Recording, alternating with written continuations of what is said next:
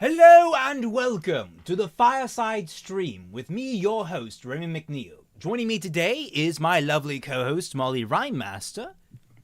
How are you doing today, Mollie? And Tiny Weiss. And Tiny Weiss. Of course. I'm doing well, Raymond, because we have a special guest. Instead of girlfriend in chat, we have girlfriend on stream.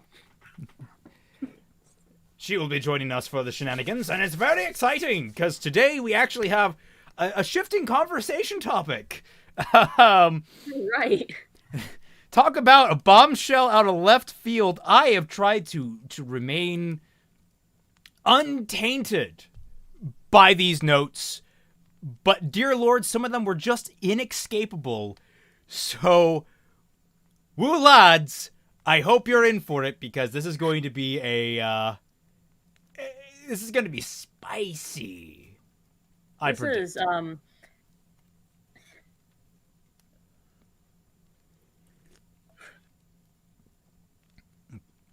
You all right there, Mollie? Sarah, you don't understand. Yeah, no, I know. This is true.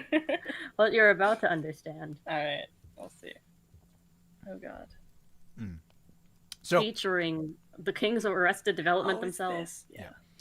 So for the record, I apologize for how rushed anything may seem or feel or whatever.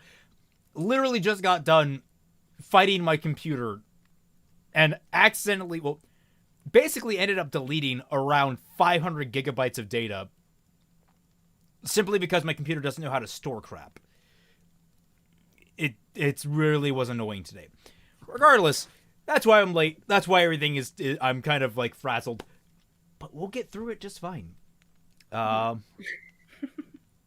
Spicy enough that 400 doses of wasabi couldn't compare. I mean, actually, I really hate wasabi, so I don't know. Maybe.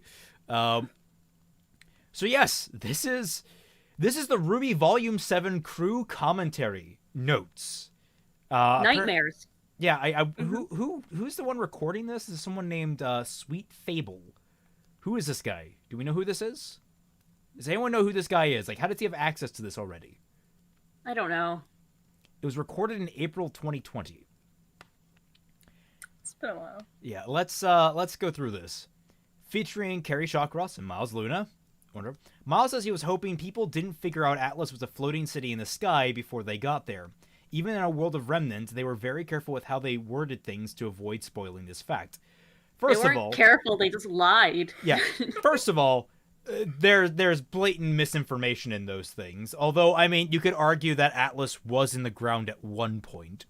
Second of all, literally me and my co-writer invented the Flying Atlas in our story long before it was ever revealed what Atlas was going to be like. So it wasn't all that special, Miles. Just a nightmare. I'm not saying he plagiarized, because we never released the story, so it's not like, you know, we could have him plagiarized, but not surprising, Miles. People have similar ideas. In fact, I'm pretty sure I've seen flying atlases before in fanfiction. I wasn't, like, when they said that Atlas was floating, like, when they revealed that to us, I wasn't, like, surprised. Also, I'm going to try and turn on some nice, pleasant background music. I got to find... I mean, I guess we'll just go with the old Hollow Skies. See, it's a very good, safe song to listen to.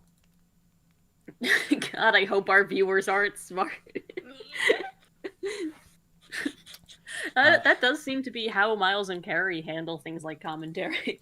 A large portion of Episode 1 was intended to be in Volume 6. And you know, now, thinking about this, if Volume 6 had ended with the reveal of Penny, I'm thinking that it would originally it was going to end with Penny being the big reveal, dealing with the Grim, and ending on Salutations. That would have been an excellent end to Volume 6, but also kind of a weird one. Yeah, it's not really connected to the climax of it, but it would have been cool. I liked Penny in Volume 7. I did too. Oh wait, Penny have you read any of the shit they said about Penny? Have you read any of the shit? 'Cause I saw one thing they said about Penny and it pissed me off. We'll get there. Okay. Almost everything up until the Penny moment was how it was going to be in Volume 6. For production and story reasons, I decided to end Volume 6 with just seeing Atlas. Which I think was probably the smarter call overall. Mantle is a bit more Blade Runner and utilitarian looking, while Atlas was made to look like it was created by Apple. Two different futuristic looks.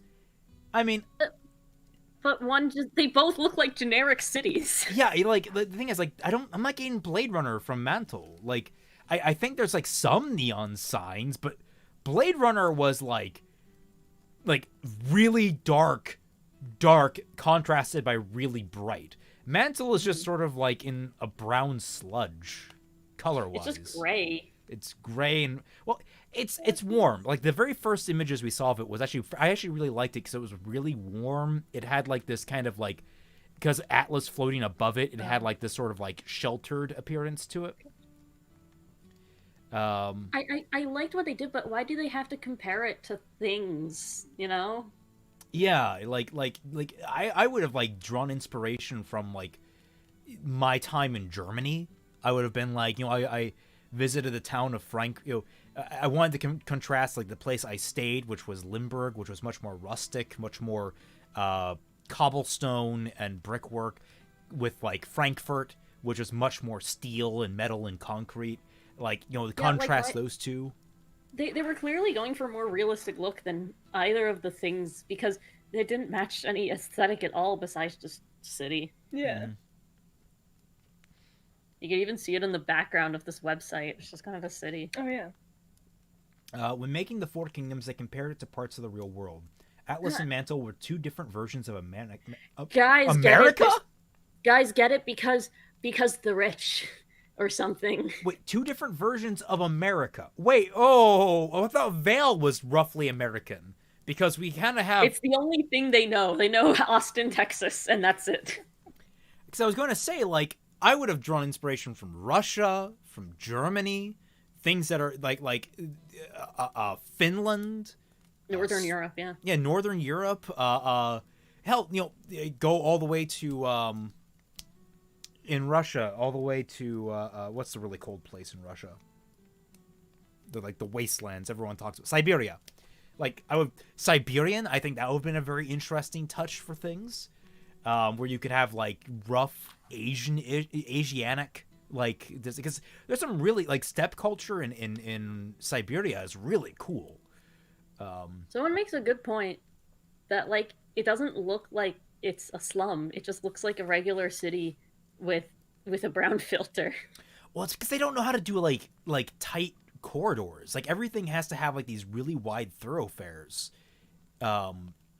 Which there's no urban decay in it. Yeah, there's no urban decay. It is all America. Their things are sand for vacuo. I don't like sand. You have America, more America, more America. Asia. Oh, and to show that there's two Americas because this is like the 2016 election. Although if you wanted to make it the 2016 election, it would have been Mantle voting for Jock, and the wealthy elites of Atlas voting for Robin. But we can't get into that. Yeah, like they terrible at the commentary shit. Mistral is like a sheltered American's idea of what Asia looks like. Yeah. The where is it? The drunk man seen insulting Blake is based off of Joel Mon and the other is Dustin Matthew. Who's Joel Mon? Who are they?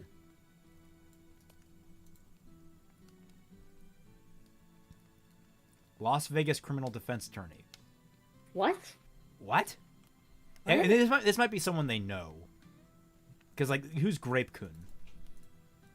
Grape Coon was that penguin, but I don't think that's relevant. Well, I don't think they based the character off of a penguin. Well, they should have. I mean, yes. Rest in power, Grape Coon. Yeah, Grape Coon was an absolute Chad. The Chaddest of his kind. They just didn't appreciate him in his time. If you don't know, Grape Coon was a penguin at a zoo in Japan. Who so to promote as like promotion for Kimono Friends, they put cutouts of all the characters who all like are animal themed in different exhibits. And Grape Coon, the penguin, fell in love with this cutout of an anime girl. Oh my god! He was a penguin with a waifu, and everyone. That's hilarious. And like the zoo played into it, and it's so cute now because when he passed away, Oh. but then they put up a new cutout of him with his waifu in the enclosure, and it's there permanently, and it's just like that is the sweetest damn thing. It really is adorable. Here's a Wikipedia page. Oh my god, I love that. Penguins are monogamous, right? Or something like I think so, yeah. They are, yeah. Because like I think the big story was like his basically his wife left him. That was part of the story. Like she left him for another penguin. So then he fell in love with the. That's such like a deep story. That It penguin really is. Everybody, F's in chat for Grape Coon. Rest in power. Yes. Yeah. We saw Pietro, his hand, for the first time in Volume 3. Yes. They didn't want to make him too similar to Dr. Weller from Genlock, and so they made him to be a big, like a big kid. It's where Penny gets a lot of her attitude from. Really? They didn't want to step on Genlock's toes? You should have trampled on Genlock's toes. So Genlock was Rooster Teeth's second, like, serious project. Okay. And nobody watched it. I see. They even put it on, like, HBO and nobody watched it. Oh god. No, HBO has picked it up. HBO Max picked it up just now. Like the season 2 is being produced because of HBO Max. Why? Who watched Genlock? My question is, who's writing it now that they literally had to oust the creator for embezzling funds into his project? Ooh. Yeah, the leader of it was Gray Haddock is his name? And Does this have to do with the board game that they crowdfunded $1 million for? What? Oh, I have no idea what that's for. No. It's the reason that Nomad of Nowhere basically flopped. Because literally he siphoned funds away from Nomad of Nowhere into Genlock. Oh my gosh, that's awful. Because he was the design, he was the creative oversight of like the entire animation department. Yeah, abusive. He is, and I love how he tried to sneak out. Like he revealed that he was let go from Rooster Teeth at the same time that all these other animators and people were being cut. And it was like, those major cuts that were really hurting Rooster Teeth's reputation. And he was like, I stand with our creators that lost their jobs. And everyone's like, shut the fuck up, bitch. You're the reason they weren't getting paid in the first place. Why is everybody who works for Rooster Teeth revealed to be terrible? So far, let's say, the only people left are that haven't been are Jeff and Matt and Joel. Joel left of his own accord, but that's because he was the only conservative in the company. He's probably the only conservative in Austin, Texas, if you ask me. Yeah, he seems like a pretty well. He's really big into gold. He seems kind of like an Alex Jonesian type conservative, and I'm just like, okay. Nice. I mean, like, I like you, dude, but you're a little far on my spectrum even. It doesn't matter. He seems like having fun. Carrie wants to do a show with all the old Ruby characters. I guess he means old as in like the older characters. You know what? The show, it's called Ruby. You could have put the old characters. I mean, you could in Ruby. Yeah, you could even do like, I really hate doing this, but you could do flashbacks like you guys did in the Freelancer saga in frickin' Red vs. Blue. Just do that. You could have just except for the fact they couldn't and not create redundant characters we don't care about. Yeah, except I guarantee you there would be like, no, but we couldn't find a justification for it in the plot, and I'm like, yeah, well, you should have thought by having an actual plot.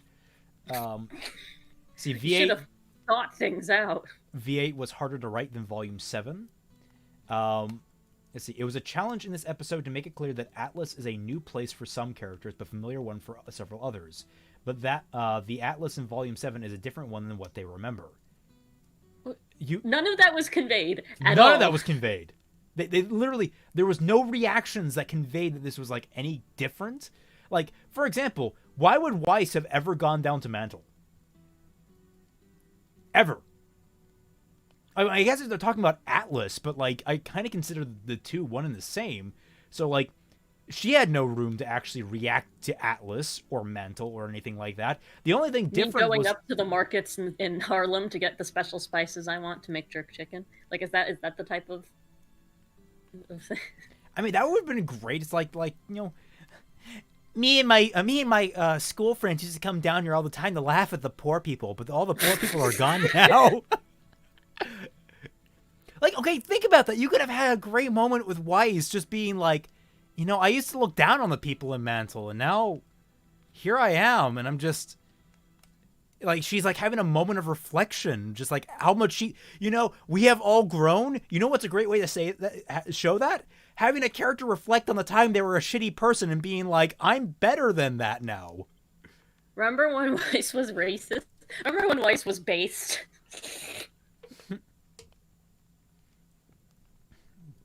Let's see. They try to theme the Grimm to the location. So Grimm from Atlas are those Hold on. Weiss was vocally perturbed by how the military was out in full force when they arrived. Yeah, but that has nothing to do with this. That has nothing to do with the setting. It has nothing to do with how it's changed.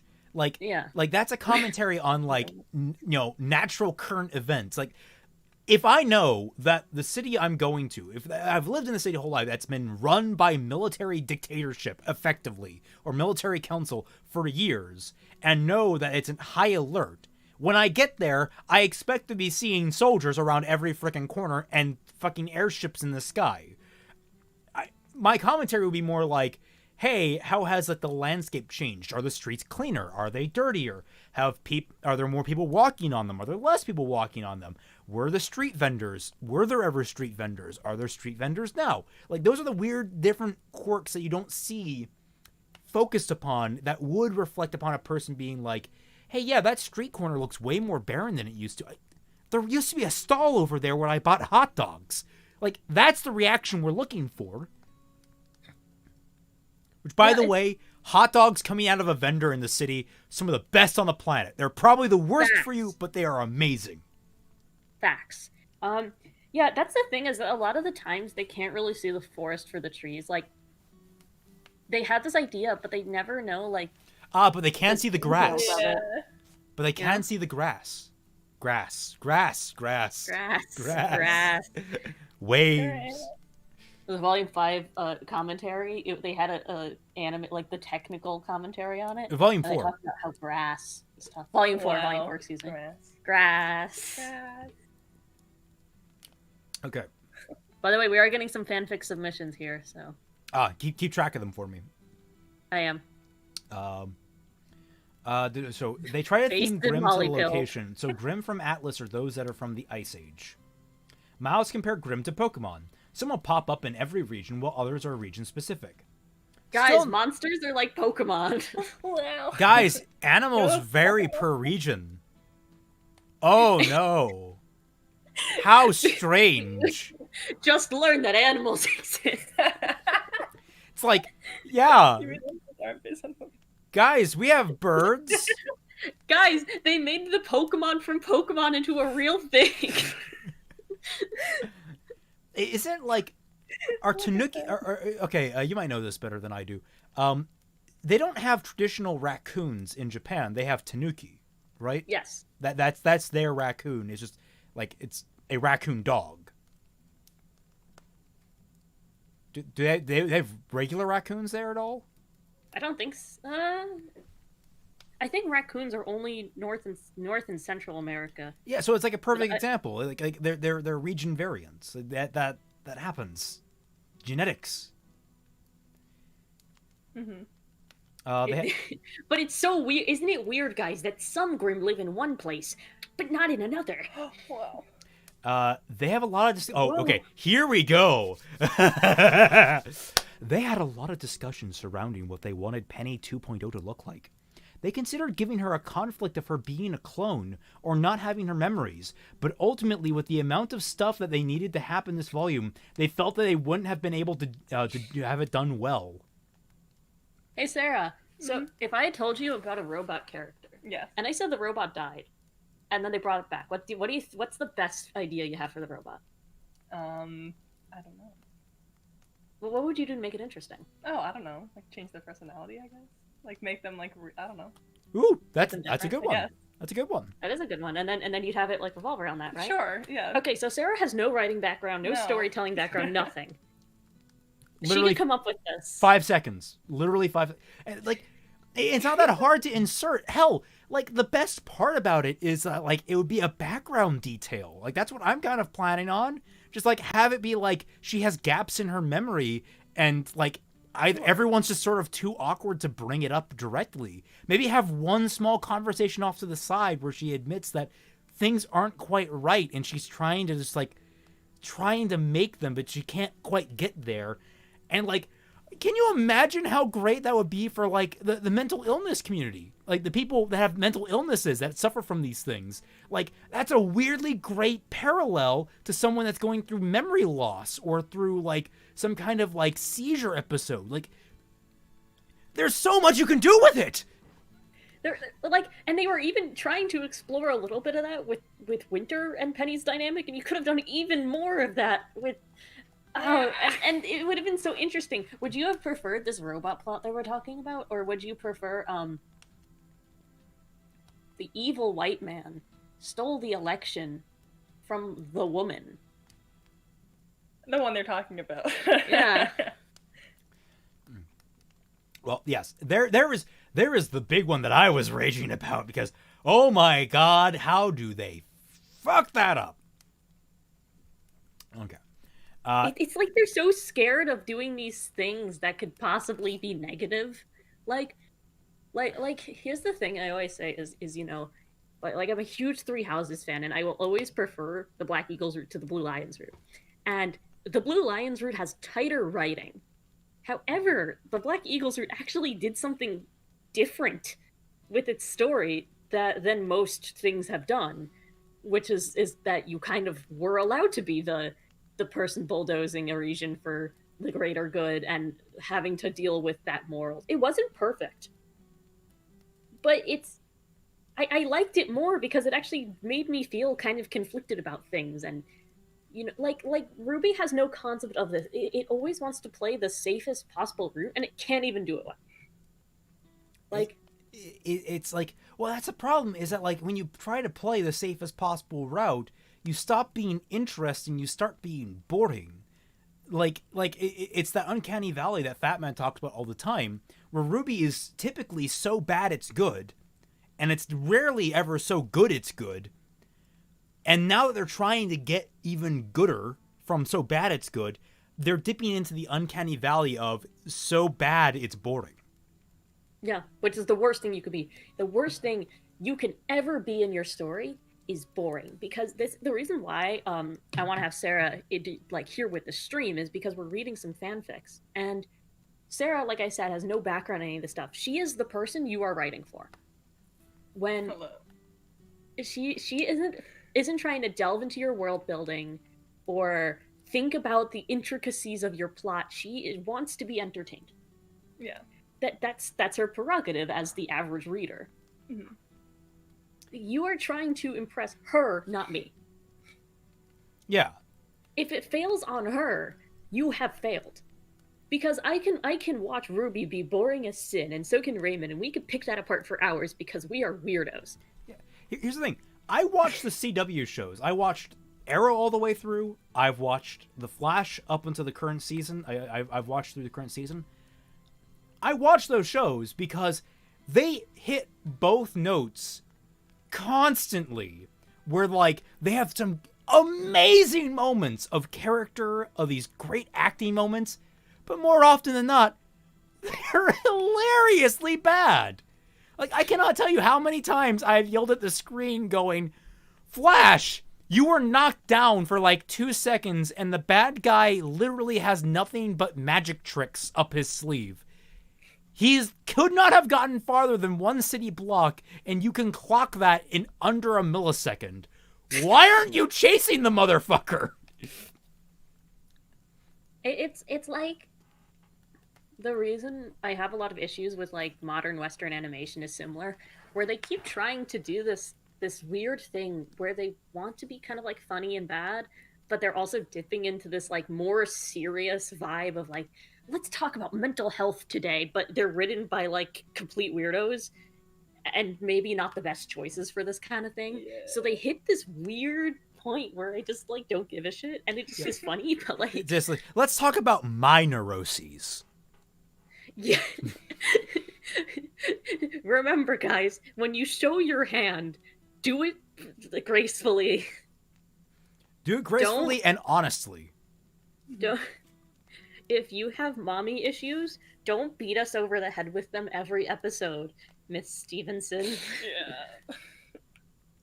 Wait, when did Noelle Stevenson have that? That was like her. Oh, sorry. Yeah. I completely blanked on Shadow Weaver for a second there. Never mind. And Moving on. And Glimmer and her mom. Oh, you're right. Yeah. That show is filled with mommy issues. Yeah, but not really daddy And they're issues. like, which is actually, what? actually, that's a nice change of pace. Except besides daddy issues. Well, yeah, but Glimmer's mommy issues were like, Mom, despite the fact that my IQ is the same as the room temperature, you won't let me go into life or death situations, and that makes you shitty. And then her, yeah. Well, we're like, her mom died. And then Glimmer's like, oh, all right, everybody. well, we're lagging behind. Let's move on to chapter 2 here, featuring Carrie, Connor, and Kiersey. Connor being the director. Forrest became a fan favorite. He was that one guy that made the Forrest. He was that. If you remember them being transported up to Mantle, he was part of the up to Atlas. Like he was the guy that like did like the weird freak out in front of the window in the back of the airship. Who? Exactly, and it was a really awkward comedic scene. It was like one of those weird Eddie moments. I call them at this rate. I'm looking it up and I see like OCs. Somebody DM me a picture of this person. Let's see, this episode was tricky to write because it was getting close to being an exposition dump. My guys, I want to give you a warning here. If you think it's getting close to being an exposition dump, you're already there. Now the problem is exposition dumps are necessary if they're done properly. You can have a character give an exposition dump. It's fine. You can have it done diegetically, and you can have it be interesting. Again, me and Fatman always like refer to Oobleck. Oobleck is great at giving me those. I like it in Katara Uchikoshi games where he just sits you there for 30 minutes and explains what's happening, and the entire time I'm completely there for it. Or the codec calls from freaking Metal Gear Solid, which aren't always the best, but they are entertaining because the voice acting sells it. Yeah. They had to balance movement and how much the characters can emote, especially when characters lie this episode.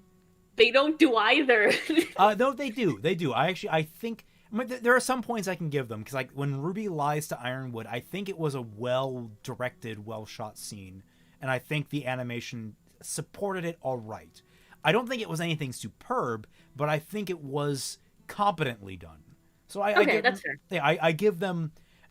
Again, Volume 7 had some decent quality to it overall. It just like it's kind of like spreading marshmallow on mud.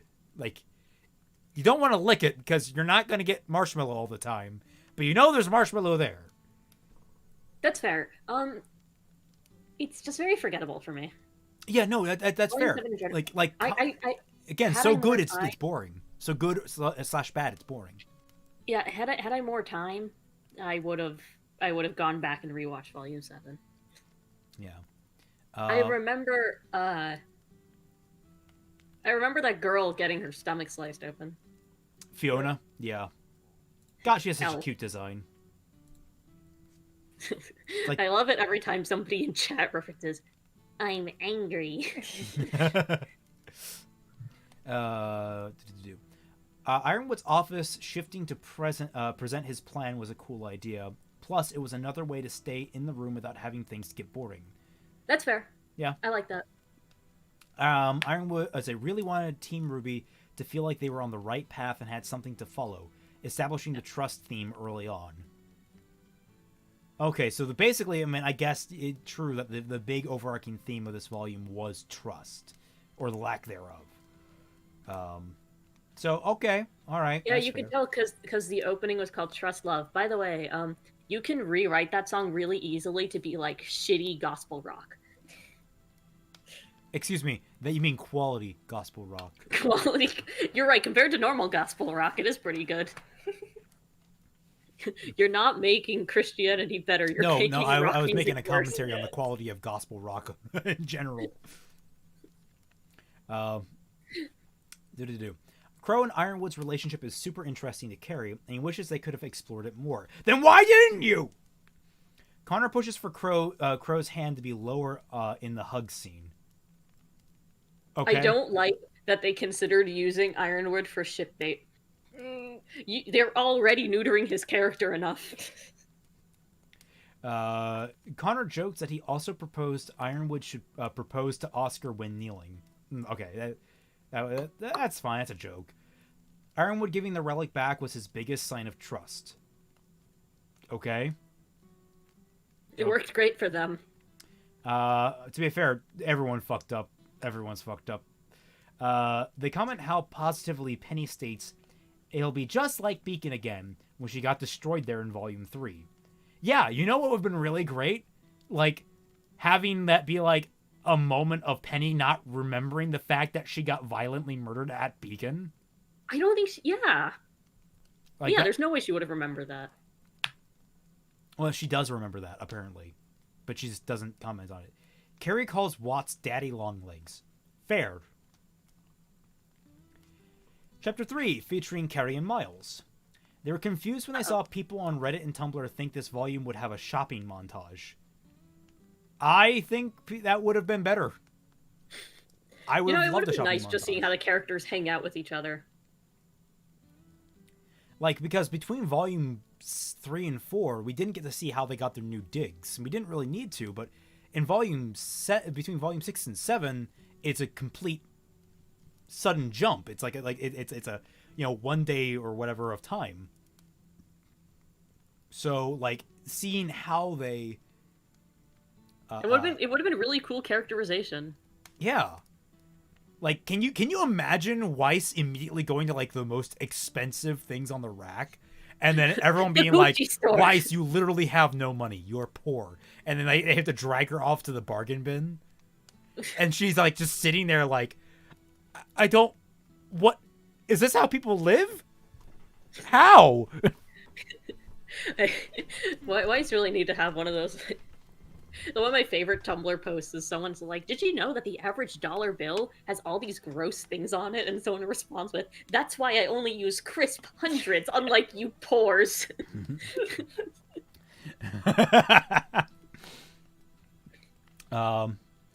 Team Ruby jumping out of a plane is a callback to landing strategy. Yeah, fuck, don't need that. Of course, it's a callback to landing strategies. I mean, like, it doesn't. It's stupid. Stupid. The crew thought everyone would love John's new haircut and was shocked when everyone immediately hated it. Miles wanted to see John grow up a bit, so he liked the change. It's almost as if it looks more like Miles's haircut. It does. So it's like this, like one of like these haircuts. Oh, okay. Yeah. Which is exactly what Miles has. Okay. And it looks like a haircut you give to like a 13-year-old boy who wants to be an classic, influencer. Yeah. Philip DeFranco would like a word with you. They wanted Team Ruby to start acting like and learning from professional huntsmen. What? Only now? 7 volumes in? Oof. Just now you wanted them to start acting like and learning from What was volume 1 through 3? It's literally the setting of the show. That was literally the point from word go.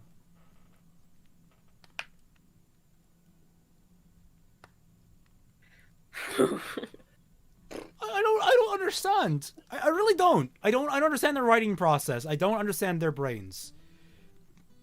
Miles wanted Atlas to feel like the Beacon days at first, and first came up with the idea that some of the Atlas Academy professors would teach them. But that evolved into mentors, which eventually became Atlas's best of the best. Wait, was that, like, supposed to be Team Funky? Or was it supposed to be... No, I think it was the Aesops. The Aesops, I guess? Yeah. The Aesops are not only fun characters, but also foils to some of our main characters to help them move the story along. Wow, I'm a moron, and I didn't notice that. Thank you, Miles and Carrie. Yeah, the Aesops having 5 members plus a team name, not only not based on a color, was very intentional. It was to show that Ironwood doesn't care about Oz's rules and would rather have an efficient... Then why do you have a team called Funky? Fuck this! With 2 people in it. This is further spurring the fact that I want to delete Aesops from canon. Missed opportunity to call them the base stops. The base stops.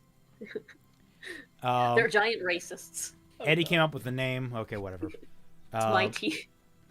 The mine scene has us seeing the SDC logo everywhere. Adam, as terrible of a person as he was when he was younger, was arguing with someone at SDC place, and the other person grabbed the brand and gave him his scar. So seeing the logo all over the mine was very intentional to put that in the forefront of Blake's mind, and Yang notices. Can we talk about something for a second? Yes. Weiss's family logo is everywhere. Weiss's family logo was on Adam's face. Who gets the character development from this? Blake. Oh, God. Let's see. The fight with the Sentinel Grim was originally supposed to be a bit longer, and there was going to be an alpha variant of the Sentinel, which they implied we'll see in the future. I don't even remember what the Sentinel Grim was. No. Chat, remind me what the Sentinel Grim is. I'll look at you later. Some characters got more upgrades than others. Weiss is already perfect, so she didn't need any changes. Weiss is already perfect. What about pants? I'm glad they recognize it. She could get pants. What you say? They could give her pants better than a skirt that she'll probably just trip over. Miles was excited they were able to give Ren heavy rounds to shoot with. Ren has his father's dagger on his arm. Congratulations! You can't really convey that very well, now can you? Do they realize, like, who cares about Ren? Anyone in chat tell me you care about Ren, please. Okay, clarify. Who cares about Ren in the canon show versus who cares about Ren in Fixing Ruby?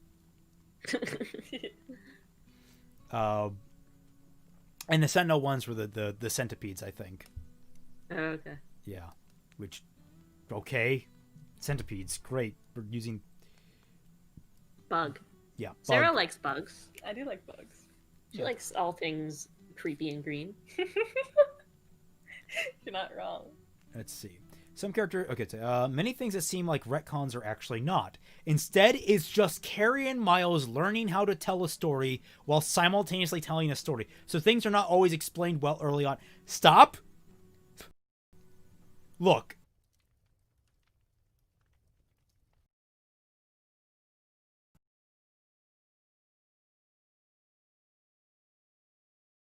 Ready to lead this charge, you should have started on much smaller projects.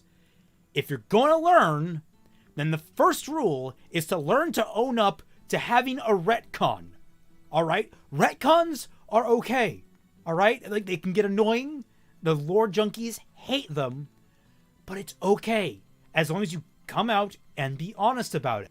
Saying that it's not a retcon doesn't make it not a retcon. It's still a retcon.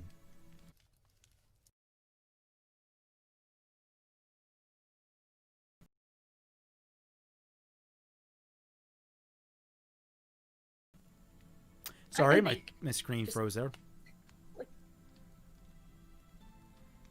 Like I'm imagining being like Miles and Carrie. You could have done Little Witch Academia, but instead you had to go for Final Fantasy VIII. Basically, and if you guys do pay attention, basically Ruby is just Final Fantasy VIII, but worse, which is impressive, actually. Except for Weiss, who's Celeste from Final Fantasy VI, and that's why she's good. Because that's a really strong character to base. But now she's also Artoria Pendragon from Fate, so she's also kind of bad.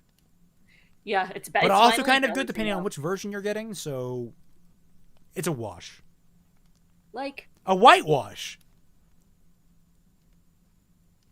No? Okay, all right, fine. Fell flat. All right, so let's see. Where were we? Volume 7 commentaries killing the stream.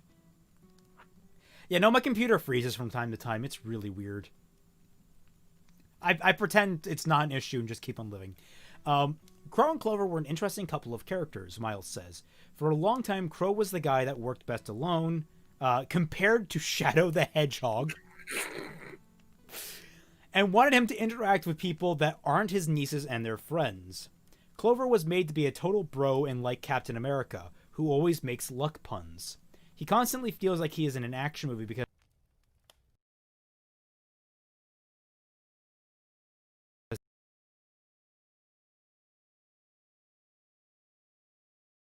Clover is kind of a person that Crow always wanted to be.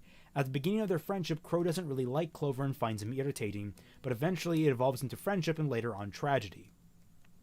Congratulations, you just spelled out the entire plot. That's okay, great. Whatever. It's so simple. Like, Shadow worked with Rouge and Omega. Dr. Pepper's right. Let us not forget our homies, Rouge and Omega 123. E123, that was his name. Let's see. They left Ruby out of the battle of the Aesops versus the Geist to showcase how they didn't need Ruby to get things done. It was their moment to shine. You could have set that up better. Wanted to give a sense of the first few episodes that maybe everything will work out okay. No one believed you for a second. Yeah, spoiler alert, it won't. Great. Wonderful. Chapter 4, featuring Paula, Dustin, Eddie Rivas, and Carrie Shawcross. At least I'm very interested in the fact they got a lot of spread across who's doing the commentary. Yeah. They wanted a chance for the characters to breathe a bit before bigger things went down. Carrie loves the lighting in the first scene. They reference how lighting looks in the tundra. Guys, they referenced us. Yeah, hey, chill. Yeah, see, our lighting in the tundra, superb. And if you want to see the lighting, you can subscribe to me on my Patreon for $1 or more and get access to it. And you'll see that beautiful lighting whenever you want. I give him $3 and we're buddies now. She's right, you know. No. The first draft of the scene where Ironwood is giving orders originally happened in his office. Huh? Okay. I did feel it was kind of out of place just out in the middle of the tundra like that. From V5, they learned it's great to be efficient with sets, but they can fatigue the audience and crew. Is that what they called it? Efficient with sets? You mean never leaving the same location? Yes. For weeks on end.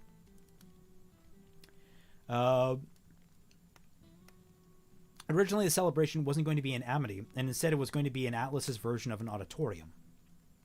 All right, smart choice. Atlas's version of an auditorium. Guys, they just learned what auditoriums are. And they had to specialize it. They couldn't just make a normal auditorium. They had to make the Atlas type of auditorium. What does that mean? We kind of perfected the concept of the person is in the middle and there's seats around. No, you see, the Atlas version of it had the person speaking at like the top of like it's like the inverse of what you get from like a lecture hall. Where it's like the podium is up on top and everyone sits below looking up. We're just joking. Oh, okay. Yeah. I was gonna say, what the fuck? God, can you imagine the next strain? Originally, the celebration. Like I said, the ship Jock arrives in is the same one Winter arrives in Volume 3. It's a Schnee Company ship. Why does Winter fly around in a Schnee Company ship and not a military ship? Also, that's a very flattering frame for it to froze on. Why didn't they send in like the president on like an F-150? Like just a pickup truck. Paula thought it was important that Blake hold Weiss's hand and be the first to stand by her side when Jock is yelling at Weiss, since Blake knows that what it is like to be in an abusive relationship. Ruby and Yang didn't even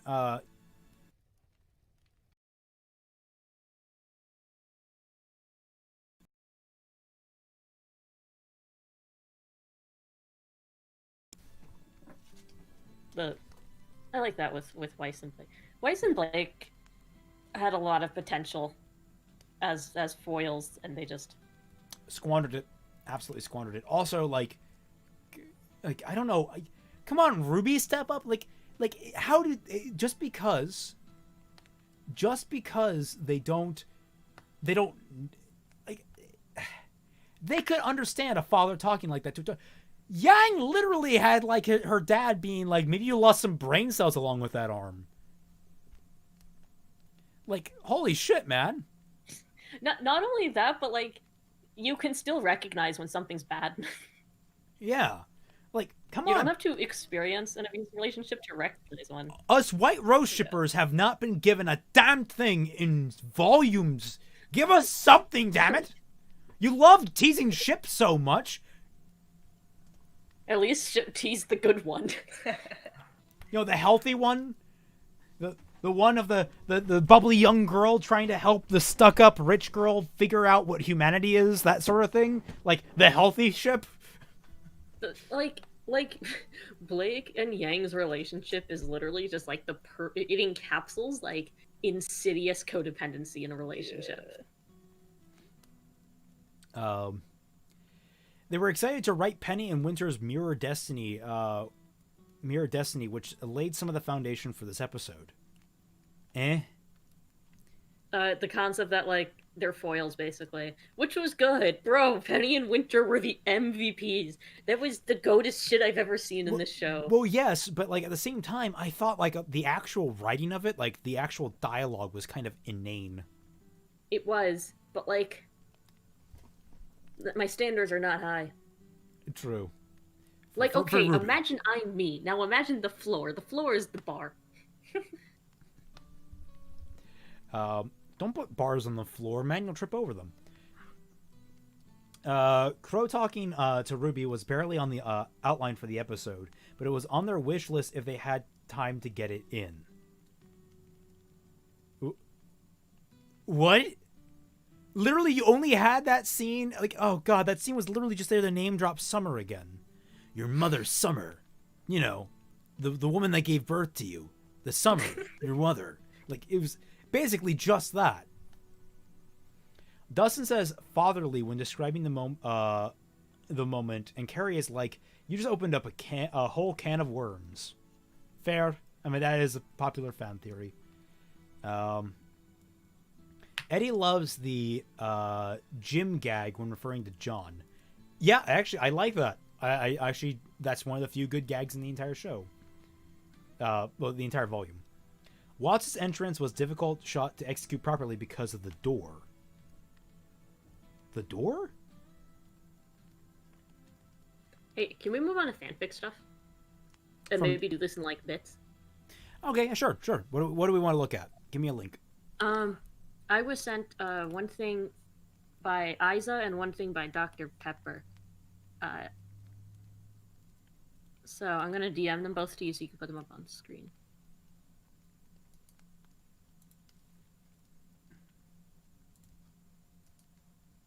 Sarah's getting bored talking about Ruby. No, it's okay. Also, I'm getting a little bored talking about Ruby. I want to split this for next week.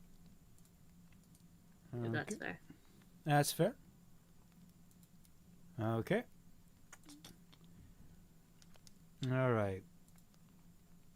So Isa and Dr. Pepper sent us their own works.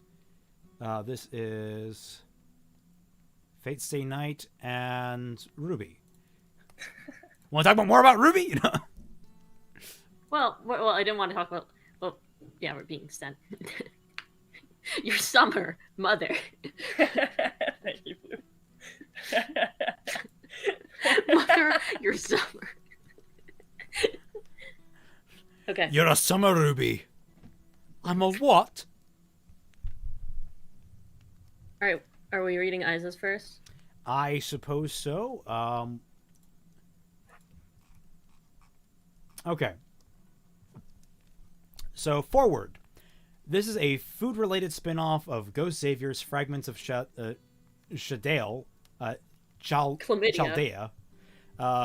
with explicit permission from Ghost Xavier. As such, please do not use his characters without permission. And Addition, any mistakes of food or character related should be taken up with me, not Ghost Xavier. Okay. The Great Debate! Place, time, culture. Every single point in time and every person may drastically differ from one another, but there is one thing that unites everyone. Food. That which gives sustenance and joy to billions around the world. From the dawn of man to the modern era, food is a constant. Of course, not everyone agrees what's the best. Tea, coffee, tea, coffee.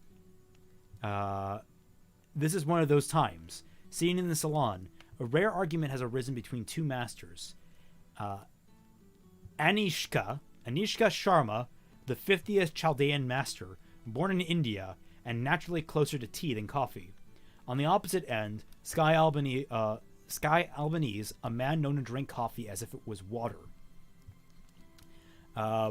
It matters not what brought it on, but now these two are stuck in an absurd debate that has pervaded for generations. Now, okay, so already before we even get into the substance here of hold on. What? I want to have the layman's commentary first. Oh, okay. So, yeah. What do you think so far? Good. It's pretty good. Would you say it's doing a job of grasping you, of intriguing you? I think so. I mean, I'm interested to keep going. You want to learn what's these guys are up to? About, yeah. Yeah. All right, Raymond, what do you have to say? First of all, using pervaded for generations, I think that's a misapplication. It should probably be persisted. Yeah. I don't know. Pervaded kind of works, but it doesn't flow quite as naturally as persisted does. I mean, it makes sense, but yeah, it's not a great word. Yeah. To pervade something always feels like... Pervade-id is very rarely used. To pervade, something that has pervaded. It's a word. It's not very comfortable in many ways. Also, what I'm noticing here is you're talking a lot about the things. You're not letting them speak for themselves, which for the first few lines works okay because like you're establishing. But once you get into like who's sitting where and where they stand on the argument, you should really let their actions and what their words say speak for themselves to carry them. You should rarely... I mean, you can sometimes express what a character is feeling or what they desire, but it really speaks better if you just let the character speak for themselves. So how I would have handled this is one of those times, sitting in the salon, sitting in the salon, two masters spoke in heated tongues. And then go into dialogue. Well, then he was like, Anishka Sharma, the 50th Chaldean master, born in India, describe something physical they're doing. Don't immediately say naturally closer to tea than coffee. Don't describe where they lean on the issue. Describe what they're doing and try to make the reader infer from that information what side of the argument they're on, and then confirm it with dialogue. And then on the opposite end, Skylar Albanese, a man known to drink coffee as if it were water, describe again more about what he is doing than who he is at that moment. However, you did do the job of intriguing your audience, which is a good foundation, is that you are setting up a scene. Yeah. So far pretty good. Yeah. Tea is weak, not enough to keep a guy running. Plus, it's so finicky to work with. Types of tea, temperature, time of steeping, and so much pre-work. Frankly, I just want to press a button and get a pot of Joe quick. Yeah. Proofread, people. Yeah, proofread. First of all, too many capitals. Types of tea doesn't need temperature, time of steeping. Like those don't need to be capital at all. This isn't German. Yeah. You don't need to capitalize every noun. Yeah. Oh, maybe that's why I always fuck up my English. I have German drilled into me. Also, you need a period at the end of this, and like, just want to press a button and get my get a pot of Joe, a cup of Joe. I feel like that ending there doesn't work quite right. Doesn't flow. Because you're like describing them as these big important people, and this guy's just using like really casual dialogue. Well, no, I think actually this works because he actually didn't describe how important this guy was besides being a master of something. Yeah. I like the idea. The thing is, characterizing people through dialogue is very important. How people speak, and I'm actually struggling with that when what I'm writing now, where like I have one character that talks with a lot. The main character talks with a lot of conjunctions and such. And I realized that later on, I wanted to so that he would be the only one that does that. So now I have to go back through and make sure that no one else is talking with conjunctions. I think also knowing Isa himself, it's today's sponsor is Grammarly. Knowing Isa himself, this is just Isa how Isa talks. Yeah, which generally is a good rule of thumb. Though I would recommend listening to other people and trying to emulate that speech yourself. It really does help.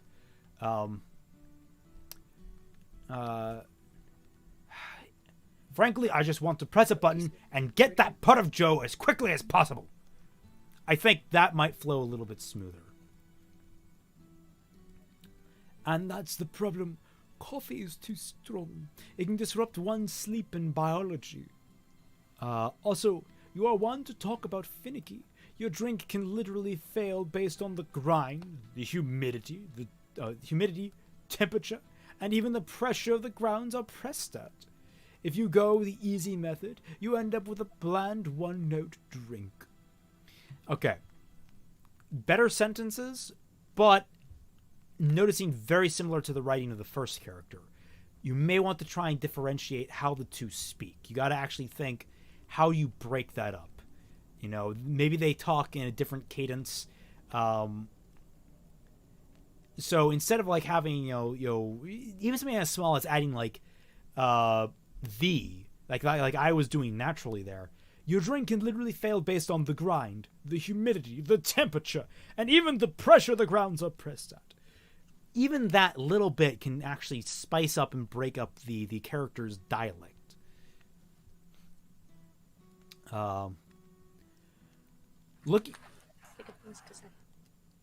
What? Looking on are two pairs of eyes. One is the great hero of the second Yuga, a man representative of the creator and known for a tragic love, Rama. The other, a corrupt knight, was once just turned into a glutton, Artoria Alter. What? Oh, this is because it's Fate. There are like alternate versions of different characters. But like, this is a weird way to introduce them. I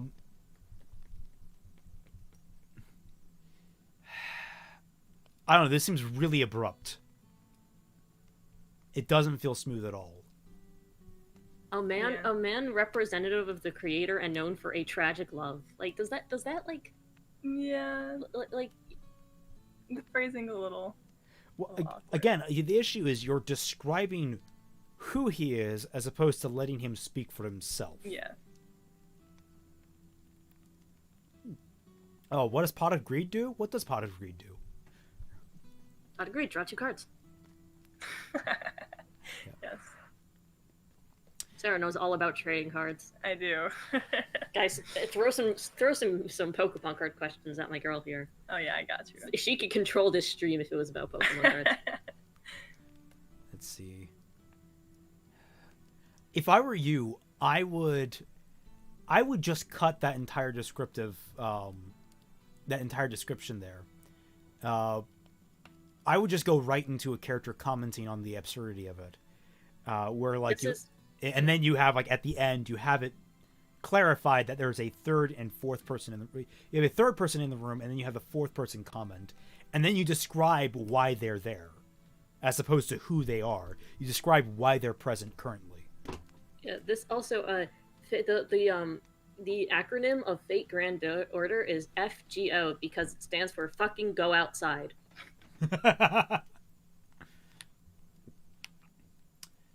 Which is great advice for today's stream. Except when you're watching this stream, you should just keep watching the stream. In fact, you should get your other friends who are outside to come inside and watch the stream. Yeah, guys, go outside after the stream. Yeah. So, didn't expect Anishka to be this heated. She's normally so reserved. Isa, I can hear your voice in this. We literally, like, I don't know how these characters type, but doesn't this, like, it just sounds off, right? Yeah. She is normally so reserved. Yeah. This is what happens when you do not think about other people. You have to consider others when you write. Others don't sound like you. Yeah. The these things happen. I've dealt with my master drinking so much coffee to make a horse buzz. Not so much. Enough coffee to make a horse buzz. So much coffee it would make a horse buzzed. Yeah, that doesn't sound right. Alter. I should have expected him to be passionate. Hold on. I want to point something out here. Okay, so Sarah, you see this chunk of text here? Mm-hmm. What do you notice about it? It's all like one line. What else? It's all Dialogue. Yeah, all one line, dialogue description, space, dialogue description, space, dialogue description, space. So when I look at my writing back, like when it's just on the Word document, I never want my writing to look repetitive, even visually. Yeah. Does that make sense? Yeah, no, that makes. I struggle with that all the time, where I'm always like, nah, I'm starting off too much with dialogue. I should start off with a descriptor, but I've always used this descriptor, so I need to use this instead. I'm constantly thinking through that process. Now, here's the thing. This is still healthy. This is healthy for a fledgling writer, because it at least gets you in the process of when a new character is speaking, you at least have a new paragraph, which is a thing that so many young writers do not understand. How many times have I seen a promising concept gone into the fic and just seen... It's a block. Well, no, not even a block, but I see paragraphs, but like inside of a paragraph, you have two people talking in different sections of text. Like, it's confusing, it's disorienting, this is still healthy. Just get in the practice of starting off with description, then going into dialogue. I know it doesn't feel natural at first, but it can.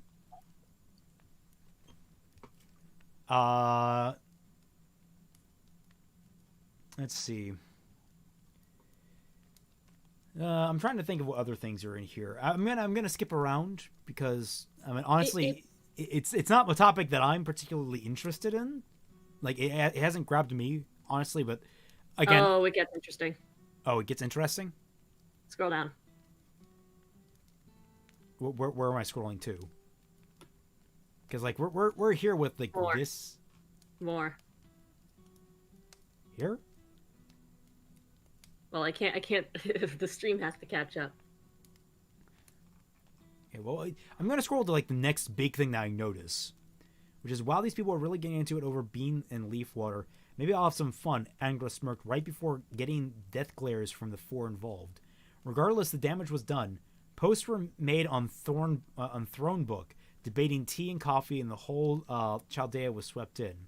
Demon King of the Sixth Heaven. Are these supposed to be comments, I'm guessing? No. These are supposed to be like Facebook posts or something like that? Yes. Oh. Formatting is very important when you're using digital surface. I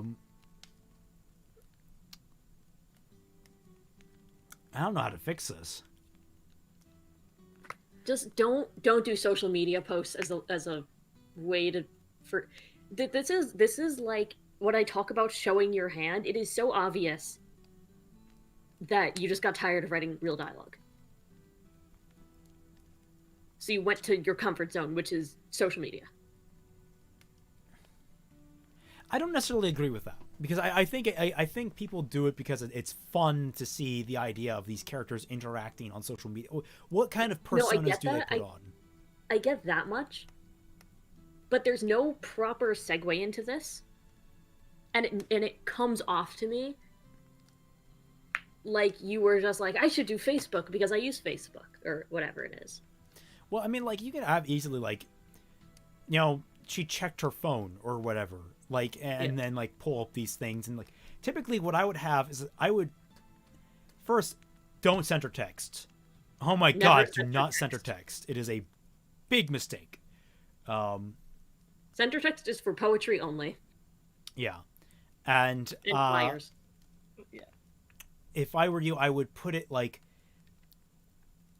I would, put the name, colon, then have their description underneath. Bolding things out. Bold and underline isn't a bad move necessarily, but especially when it looks like how you started your chapter, you need to be very careful with that. If I were you, I would actually change font size. I think changing font size to be smaller or maybe bigger would be better at emphasizing these things. If you really wanted to go, that guy's driving really slow. That was weird. Hold on. Someone in chat has a good idea, which is summarize what the posts are saying instead of actually writing it out. It's more difficult, but like, would you want to read all this? No, I thought it was the end. Like, I didn't realize that I thought that was like descriptions of like characters. And also, I didn't even realize it was posts. Also, same thing. Even though you have some capitalized, all I read is Isa. There's no differentiation between the characters talking. Yeah, like think about it. What character in here would use leet speak? That's my question. Yeah, what would use leet speak? That's the best part about like chat fics that are supposed to be funny. That like, which character would do this? Yeah. Like I have my stupid Three Houses music playlist, and the whole point behind it is like, oh, what would these characters put on a workout playlist? The my favorite Little Witch Academia. There's Cons, who in the show never speaks. In a chat fic, I always get amused when she is literally the most talkative person in the entire chat fic, because it's not speaking; it's literally just text. So like, you gotta think like that, where it's like, when you're using text, use it to convey character.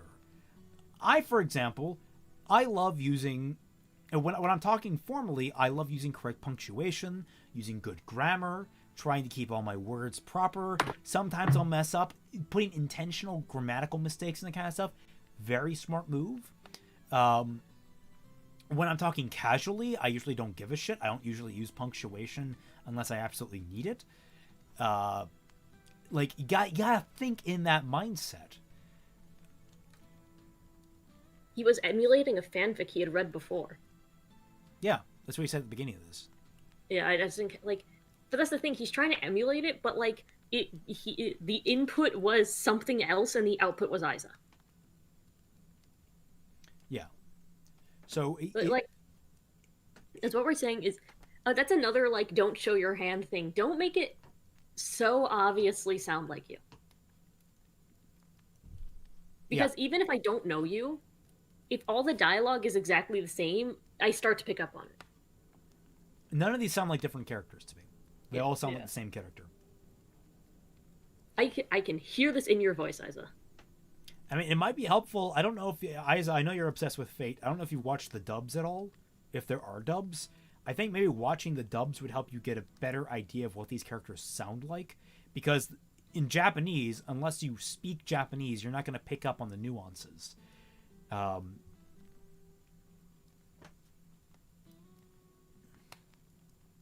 that point, everyone was just tired and exhausted and anxious from the debate, so they just head to this. Okay, no. That is a big no-no. not everyone is going to agree to that. And also showing that, like, everyone kind of wearing down is more interesting than not. Although I typically when it comes down to that, I would save it for another chapter. Yeah. So Sarah, do you want to, like, are you interested in where this is going? Not particularly. Why? I also don't watch, like, I don't know the context, but Like in the context of it being just, imagine it's characters you do know. okay. Yeah, I don't know. I mean, like, with the adjustments, probably.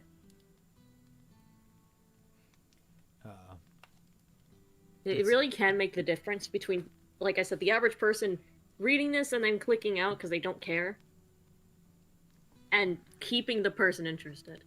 Yeah, if I were you, Isa, I keep a close watch on the view count between chapters, and that'll tell you if chapter 1 was good, you'll see a lot more people in chapter 2. Well, you'll see quite a few people in chapter 2. If it wasn't, then you're not going to see a lot in chapter 2 in comparison. Typically, my go-to is at least a 50% retention rate between chapters. That's typically a good sign. I don't know, that might be a little high. What do you think, Molly? Fate, stay in school. Fate, stay in school. All right, let's check Dr. Pepper's fanfic. Yep. Alrighty. You want to take over reading for this one? Because my voice is getting a little worn. Yeah, I was going to say I'm going to. 2 men came out of a weapon shop, the place they worked at. The people who closed up shop was the owner and a worker. Okay, grammar. First, the people who closed up shop were. Plural, were. Yes. Have a good evening, Dr. Pepper, the shop owner said to the man. So I guess this is like his own original thing. Team Soda, yeah. Okay. But full stop, we already have an issue. Sarah, can you point out the issue? At the beginning? Very first line. The organization of the sentence. All right, that's a good place to start. What else? What else sticks out to you as unusual?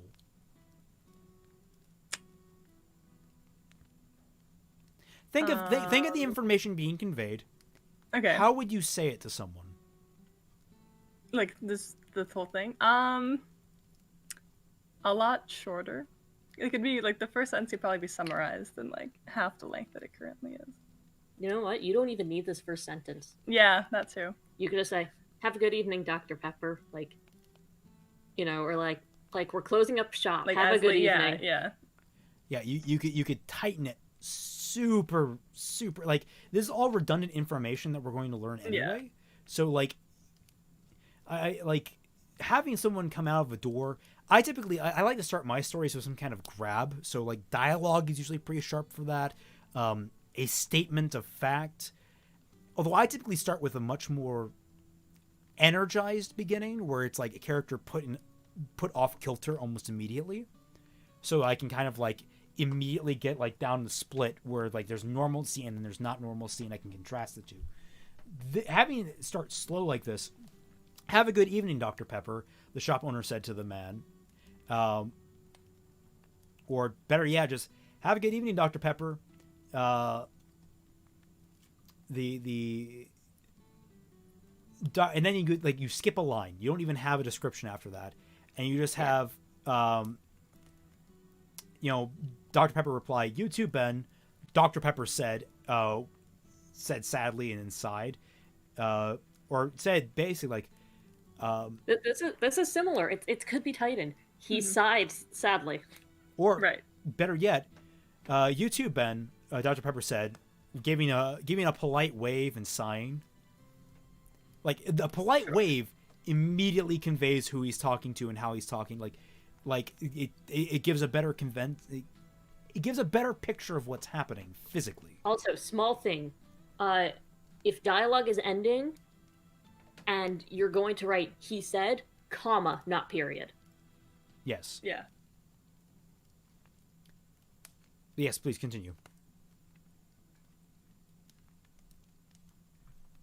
Hold on, I'm talking to chat in chat. If you guys want to send a submission, DM me or Raymond. don't DM me on Twitter because I don't use Twitter. It's blocked for me right now, just because I have it set up like that for school. You can send it to me on Twitter. Yeah. I'll usually keep track of that kind of stuff. I'll try not to lose it because I get a lot of notifications in a day. Yeah. Yes. Ben patted DP's back. Hey man, it's all right. Yeah. Hey man, comma, it's all right. Comma, I know you really liked her, but things happen and life doesn't always work out the way we want it to, not wanted to. Comma, he said, comforting him. You see what we're talking about? Redlock, why are you thirsty all of a sudden? Because you're stuck in horny jail. It's Dr. Pepper. Who wants soda? Yeah. Yeah, no. That's kind of cute. See, but Ben patted. Okay, so. Yeah. Yeah. Yeah, I know. It's just I didn't know she was a lesbian and has a girlfriend. Okay, those two things mean the same thing. Well, no, they don't, because you can be lesbian and single. It's true. Don't go projecting, Molly. Don't go projecting your happy relationship on everyone else. Sorry. Guys, I love being in a committed relationship where I'm happy with one person that I met in real life and not the internet. That's my endorsement for this stream. But you could tighten that to being like, yeah, I just didn't know, yeah, I just didn't know she had a girlfriend. Yeah. Like, literally, that tells you all the information you conveyed there, and it truncates it down by, 6 words. Yeah, a lot of reducing redundancy is really important because people don't talk like this.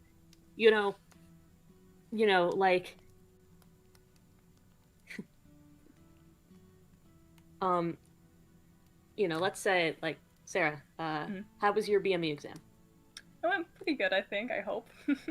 Yeah, so she's not going to say, man, it was difficult. There were all these problems, and plus, on top of that, it was very confusing. Like she says, I hope it went all right. Yeah, and that conveys to me, it was really difficult. Yeah. I studied. Let's hope it went okay. Yeah, we'll see.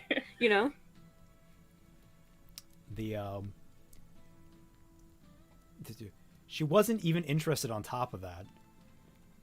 Okay, that's just more redundancy. DP said, sounding frustrated. Goshes, I need a drink. I'm going to start saying that. Goshes. Goshes. Goshes, I like that. Pepper, Yes. You're not old enough to drink, Ben said, slightly concerned. You don't need to add, It depends. It's okay to say said. I'm also, the comma thing. This is a note because people say you shouldn't use ellipses. I am notorious about ellipses, but that's because I use them very pointedly for pauses when people pause for lengthy periods of time. Here, I think you're right. It needs a comma, where it's just, Pepper, you're not old enough to drink. A comma is just a short... The way I've always understood it is, a comma is a very, very quick pause, where it's a moment of thought. A period is a longer pause where it's, definitive. Semicolon and colons are, they're hiccups of sorts, where, you're shifting gears. But then, ellipses are shit, man. Okay, look, here's what we're going to do. The space between and shit, man, that's an ellipses. Yeah. What you were on is, Pepper, you're not old enough to drink. Not, Pepper. I sometimes use ellipses. I think I honestly use ellipses more in description than I do in dialogue. I think it's a really interesting way to, especially if, I really like writing third person, third person, but it's focused on one person. I forget what that's called. Third person perspective tinged with character. Typically what I call it. I really like that because if you're trying to get into a character's head, I like it when it's they're taking a second, The only time, I try to use it sparingly in actual prose. Ellipses I typically use when I use it in prose, I use as sort of a moment of trying to find the right word. You'll notice that a lot in my writing where it's well, she had a certain grace to her. Yes, That's a great example of if you want to kind of add a little bit of emotion to your writing. Because, you know, when it comes down to it, when you're reading, it's in your head. So you might as well go for it, you know? Yeah. Like, make it sound like your own thoughts. Yeah. What I really do recommend for a lot of writers is just write stream of consciousness. It's actually fairly difficult to do when you write stream of consciousness, but it really forces your brain to understand how it works and how it works when put on paper. So. All right. Yeah, it's interesting. He uses the commas here. Yeah, right. Sorry. Anyway, have a good night, Ben said before he left. So that was good. That worked. Although comma before Yeah. After the night. Also a period after left. Yeah. Mhm. Have a good night, DP said while waving at Ben before DP took his scroll out. All right. Pause. Pepper. Here, Sarah, you want to read this? Does that look like a thing you want to just focus your eyes on and read? It's a lot. Yeah. Pepper. Don't shorten your name to DP. For the love of God. This is a T-rated fic. But people are going to think it's M every time they look at that. It's my favorite Captain Underpants. One of my favorite Captain Underpants jokes that I remember. Those books were so genius. But there was like this one guy, and he wanted to make himself a supervillain, and he called himself Big Melvin. And the prose says whenever he was finished with his work, he would like laser beam a big BM into the ground. And every time I see something like that, I always think back to that scene. Like, please consider what you were doing. Yeah. So, like, I get that you want to have, like, you were told to shorten it. Who told you to shorten it? Like, okay, Dr. Pepper, it doesn't roll, but Pepper rolls just fine. Just say Pepper. DP stands for double penetration a lot, so... Yeah. Yeah. So, unless... Double penetration, deep penetration, direct penetration. Okay. At least, like, when you read DP, for a lot of people, that's not the first thing you think of, but, like, consider... You're on a fanfiction site. You are on a fanfiction site. Also, is his first name Doctor? That would be great. And then he gets a PhD, so his name is Dr. Pepper. Yeah. When I was in high school, there was a kid whose last name was Pepper. And everybody always said, get a PhD. Yeah. Dr. Pepper. Yeah. But yeah, have a good night, DP said while waving at Ben before DP took out his scroll. Period after the scroll. Before out. DP took his scroll out, like... But, like... Diamond and Pearl. I would recommend that Pepper said while waving at Ben. You can cut the while out, just have said, comma, waving at Ben. Flows much smoother. Period. He took his scroll out. Just cut straight to, he took his scroll out. Or maybe just like flicking out his scroll, he started doing something. I'm sorry, the comments, the chat. Yo, spit roast. What's up, girl?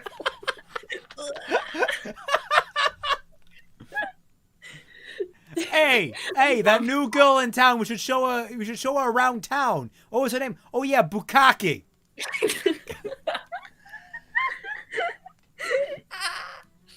The Adventures of DP, Spit Roast, and Bukaki. That's my new Ruby team. Oh my god. We need a fourth member. No. This is the story of This is the story of the vigilante cuck. All right, so okay, I don't think there's so much more we can really go for, but that we haven't already covered. Grammar and conciseness are the two things we want to see you work on the most. That's your homework. My recommendation as always, find something that really captures that style. Team sexy. I mean, I've been very, very adamant about like reading a lot helps you understand what you like to see in a story, and I recommend just reading a lot. It wasn't until like there are points where even there are some good fan fiction out there where like I read a smut fic that was so well written just in its prose. It made me want to be a better writer. And I never thought I would see that because I just went into it like, I'm kind of in the mood for this. And I was like, wait, this is fucking gorgeous. What the hell? For real. Also, Writers RX here. This is your script, your prescription. I would practice writing poetry. Just because the amount of words you need to use is so few, and it's a great way to learn how to get across a lot of information in a few sentences. And I know I say that a lot, that songwriting really helps, but it does. Grammar, the way I learned grammar is well, first of all, my parents made me read a huge amount as a kid, and secondly, my mother is probably the strictest grammar person I know. So she'd look over my homework and she'd be like, Molly, put a comma here. Molly, put a period here. Molly, you need a semicolon. Here's how to use a semicolon. I was like 6. This was ingrained in me literally the moment I learned how to write. Meanwhile, I'm here off to the side. I literally just read everything. I was terrible in school. Like, the only class I ever flunked was an English class. And that was because I didn't want to do any poetry. You should have called me. Well, I was in 7th grade. The last quarter of our semester, the last quarter of our year was literally our entire grade was dependent upon doing this massive poetry project where you make like 20 poems and you have to like draw things along with them. And like I was terrible at drawing. Send me to this high school. What? Send me to the high school. The high school? This was 7th grade. Oh, your middle school. Oh, this is 7th grade. I thought you were talking about like high school. Yeah, no. I never. The worst I got in high school was C. I was always very. I always tried to be the best student I could. I actually sucked in my high school English classes because it was all about like write an essay about this one word. And I was just like, no, because I was always a big like let's look at the theme. Well, here's a recommendation I have from my creative writing teacher in my high school year. Go look out a window and describe everything you can see within 30 minutes. Okay. By the way, we got another. Are we submitting fics for critique? Yes. DM them on Discord to me or on Twitter or Discord for Raymond. Yes. Isa, any input from me besides formatting and character voice variation? I think that you are a bit tighter on description than Pepper is, but I would still try something similar. And also, you both need feeling in your fic. It's very dry. It's very, hi there, how are you? This is good. He went into the store. It's very like, you know, very like this very basic sentence structure. Really. Okay, I have perfect. Think of the stereotypical noir. This will help. The rain fell softly upon the concrete. The wisps of air, wisps of steam coming off the heated rock. Something like, she walked into his office. Her legs were longer than telephone poles and wider than sheets. That sort of thing.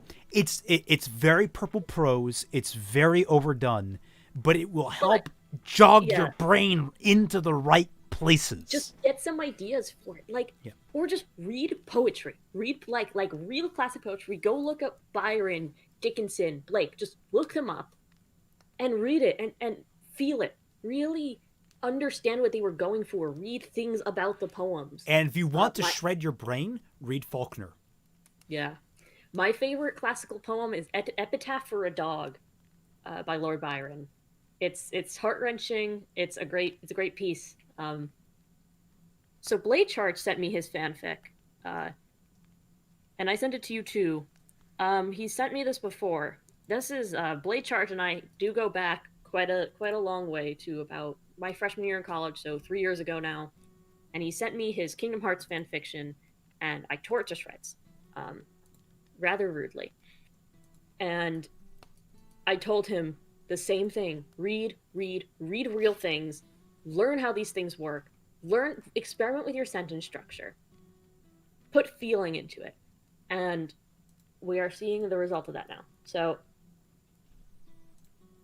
All right, so This is like the type of thing where if I was just with Sarah, I would like imitate Petra from Fire Emblem and read it. Set years before the events of Kingdom Hearts Birthplace Sleep, there are more Keyblade wielders during this period. We will go to a forest near a college in a world named like it literally feels like how she speaks, because that's like actually kind of a great example, because the whole point behind her writing is that it's not her first language, so everything is very like structured out and very basic. Wait, Blade Charge is a girl? What? Is Blade Charge or the character?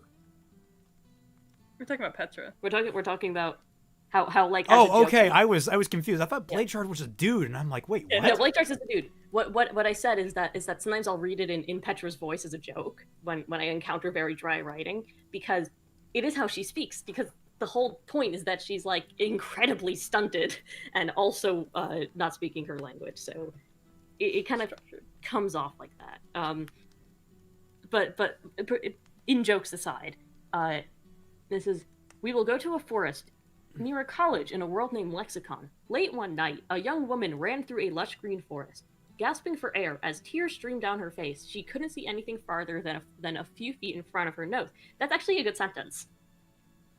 Yeah, that right there. Like you can see it. Like there are granules here that you can pick up on. Like just think of how this reads. Reading these back to back. There's late one night, a young woman ran through a lush green forest, and then gasping for air as tears streamed down her face, she couldn't see anything farther than a few feet in front of her nose. Can read completely differently. But then, like, immediately goes, but the sound of juvenile laughter alerted her that the Lexicon College was set up ahead. And we're back. Yeah. There she could find help. She knew he was behind her, but she wasn't sure how far. She shouted, "The college! I think to hear boys. I need help." As she ran, her that holy crap, that needs like quotation marks or like italicization. What is everything? That? What is that sentence? It's she shouted, comma, capital T, I the. think I can hear boys? Is that what it's supposed to say? It's supposed to be. I think I can hear boys. I think I can hear boys. As she ran, her left foot tripped on a root of a tree, and she fell hard on the earth. She fell on the hard earth. She grunted to get back up, but behind her, two pitch-black gloves reached out and grabbed her. They put her in a headlock. In a headlock hold. It's just a headlock, not a headlock hold. To start pulling her back. She tried, and you don't need that part either. That's why you put somebody in a headlock, is to pull them back. She tried to scream, but no one could hear her. She could not escape the stranger's grip and was taken into the darkness of the forest. All that can be heard is a burst of evil laughter. Again, there is like a little bit of actual like evidence that you understand kind of how to set up. Oh my gosh, it's like every 5 seconds I get like. There's like every 5 or 6 sentences, you find a sentence that actually sticks out. Like, yeah, okay, all right, there's something to work with here. Beyond, of course, like not to say there's nothing to work with anywhere else. It's just like you're like, okay, yeah, no, I could see you being genuinely good at this, but like you have a lot of refining to do. It's like seeing the glimmers of diamond beneath the coal. The last thing she saw was some boy walking, and what she could make of him is a short spike black hair. No. It's so dense. I love how Fluvish is. It's so dense. A white young man that looks like he is a biker, but with a black and purple color scheme. Like, no. No. Did I just hear someone scream something just now? He questioned himself. Maybe it was those drunks again. This would be the 4th week in a row they did that. You know that void again, the young man said. I remember when I showed this to somebody, And he said, if you look up void again, this is the only thing that comes up in all of human existence. So good job. You have invented a name. It's actually pretty impressive. Yeah. Well, I'm Googling it now. It is the fourth thing that pops up. It said Wait, what comes up before it? There's Void Wigan Beer Bar from Facebook. And then there's Void... It's picking up Void Wigan. But this spelling... This is the only void again. Ever. The young, short, yellow-haired, athletic white man patted... Don't do that. Oh my god. Yeah, that's an alarm for you. I remember telling you this 3 years ago. You are writing a police report, not a story, when you do that. Unless you are actually writing a police report. Like, that can be a good story if you write it like a police report, as a police report. Right, but don't do that in actual prose. Yeah. Yeah. Like, he said, and behind him was another blonde, short-haired white man, but his hair is thicker and darker. This is like how I... There's a lot of short-haired white men here. It's like describing the computer science majors at my school. You're right. I even use Grammarly.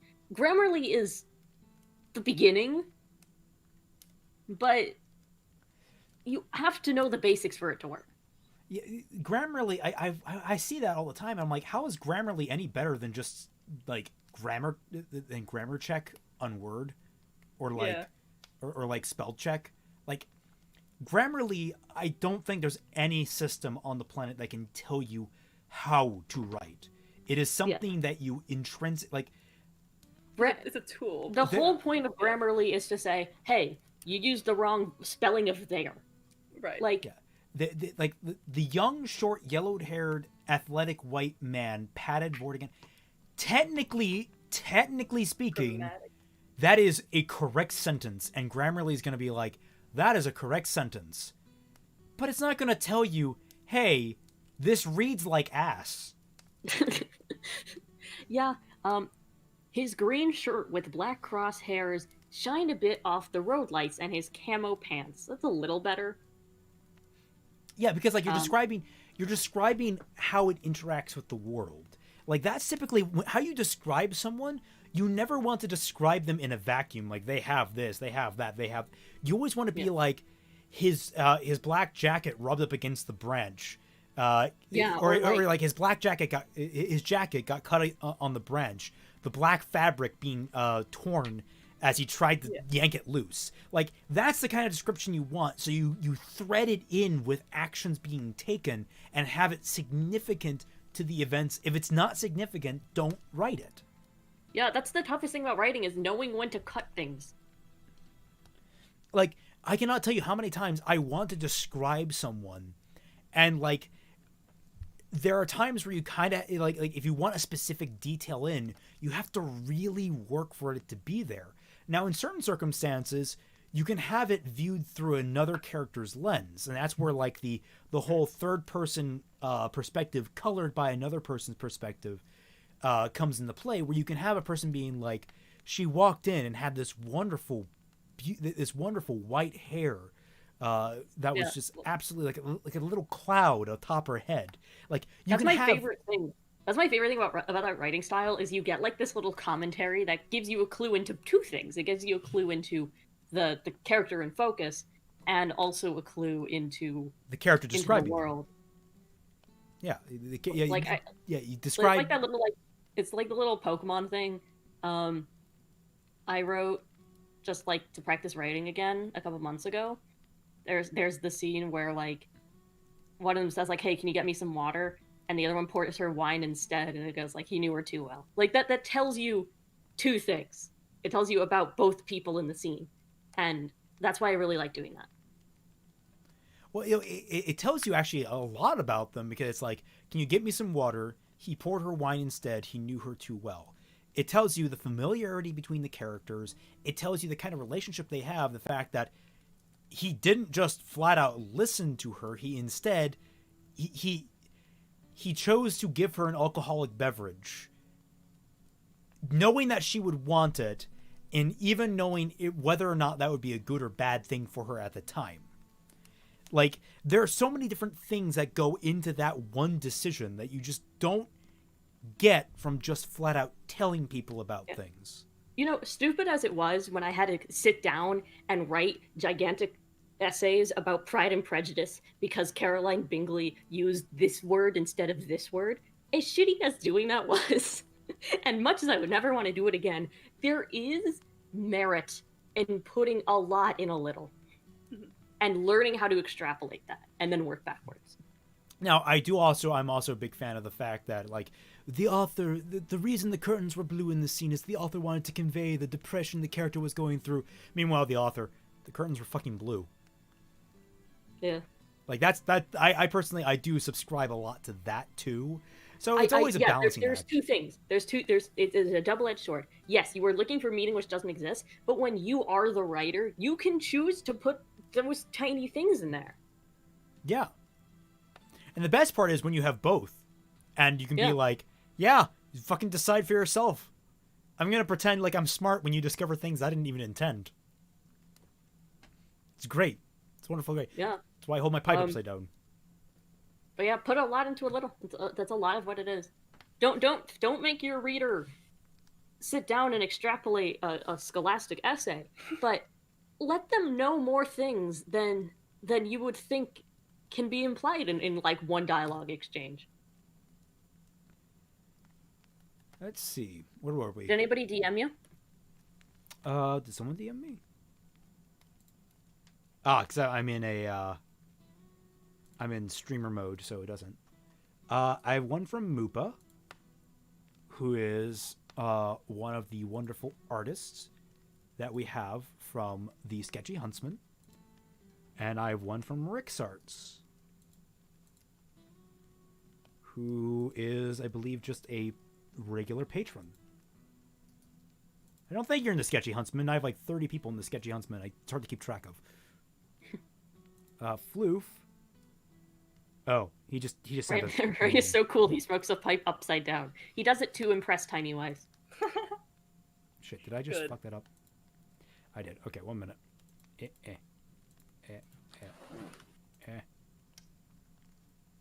Quick, the camera's down. You can do whatever you want. Okay, there we go. Okay. Fix it. All right. Shit. I revealed the wrong ones. That's Twitter. Close Twitter. There we go. Okay. So are we going to keep reading this, do you think? Or do we want to move on to a different one? Yeah, let's move on to a different one. Okay. Gotta go for the fanfic.net format. There we go. You're on my heart, just like a ... Probably want to remove those Tiny dashes. Wise, worship Tiny Wise. Yes. But this is, I believe, by Moopa. Let me see. I love the story behind Tiny Wise. It's so awful. Let's see. Here's a fanfic submission that was written back in 2015 if you'd like to take a quick gander at it. My username on YouTube is Rastalolman, but I'm really embarrassed over this fic, Lamau. It's C-rated Ruby fic, so I think it's probably rather appropriate for the stream. I'd also like to preface that the story was written more for the sake of exploring the concept itself rather than the ship displayed, lol. Like, I'm a better writer, and I'm at the point where I'm starting to understand the ways writing falls flat, but I'm still fairly recent revelation for me, and I would still really enjoy the critique. All right, well, we'll tear you to shreds. I feel like Tiny Wise is like that scene from SpongeBob where SpongeBob like sticks out his hand and everybody starts applauding. You can have it too, so you can help me read because my voice is struggling here. Okay, Sarah, you want to read? I'm not very good at reading. Well, you made it to biomedical engineering school, so you have to be reading out loud.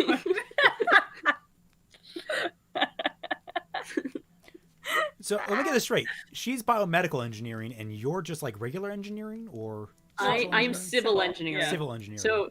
So her field of expertise is she wants to work with prosthetics and implants. Robotic prosthetics. Robotic prosthetics. She cares a lot about that industry, and she is going to do something great one day. Thank you. Yes. And my piece of advice for you: play the Deus Ex games and just do that. I'm pretty sure. Yeah, I know there's probably 1 or 2 steps in between, but I'm sure you'll figure it out. And their camera froze. Wonderful. Good timing, camera. Anyway. Yes. But I am civil engineering, and I want to work with transportation. So I want to work with designing highways and train systems. Yeah.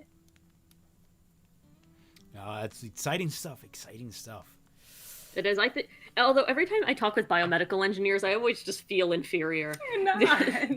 Like, I'm talking with my friend Felipe, and he's just like, yeah, my internship over the summer had to do with like moving brain cancer cells out of the body, and I'm just like, okay. Well, I worked on trains. Well, it's like all the macro versus micro type deal, where like one is neither more important than the other. I know, it's just kind of funny because they're like, everything they do is so impressive. And I'm like, well, a highway needs to have a speed limit of 63 miles an hour if... I mean, hey, that's also important. Oh my god, if you make a highway that has 63 miles per hour, I don't know whether I'd be angry at you or impressed. Like I'm so used to like increments of 5. Yeah, the AASHTO standards are to round to the nearest 5, so don't get too excited. Fun fact.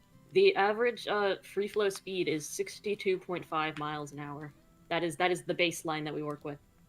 All right, so let's see. Based on Blue Starlight's idea regarding soulmates, here's my own interpretation of the concept and possible consequences thereof.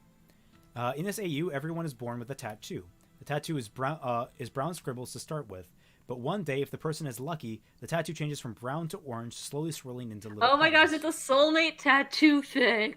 I to be fair, I unironically love these. I really do love these. Well, they sate your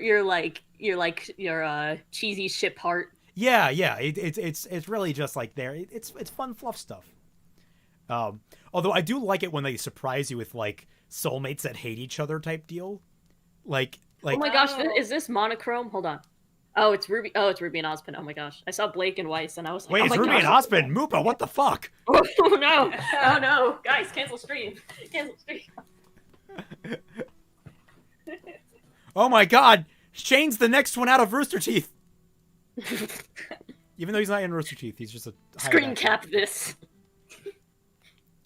When it turns orange. Well, first issue, you're describing a lot of how this mechanics work in the author's note, which isn't uncommon for soulmate things, but you know, good to keep a. It is best to weave that into the dialogue somehow, or into the description. The best is in dialogue, like I don't know. You know, no, like the best is in like descriptive prose, like yeah. Show like literally show don't tell applies to stories where you can actually show things happening, as opposed to like saying it's happening because of this. Just say this is happening, and then let the reader be like, why, and like try and piece together why it's happening as they get more and more description. Yeah. Let's see. Her alarm buzzed, an incessant little sound that would settle for nothing less than a hard button push. Ruby woke with a yawn, stretching and arching her back. She sat up. The other girls in her dorm also getting up, one by one. Good morning, team, she greeted. Okay, compared to the other things we've been reading, this is excellent. Yeah. It's still, it could be stronger, but so far it feels, it moves smoother and it's snappier. So like we have an alarm, we have her hitting the alarm, we have her getting up. We don't even like an incessant little sound that would settle for nothing less than a hard button push. In that one sentence, we have so much information, and it's implied that she does the action, even though it's not directly stated that she does. Yeah, like, and it was written when Volume 3 was airing. Throwback, jeez. This is Rex's or Moopa Mova. This is who?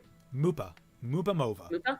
Yeah, she's a one of the character designers actually for Fixing Ruby. Okay, Moopa.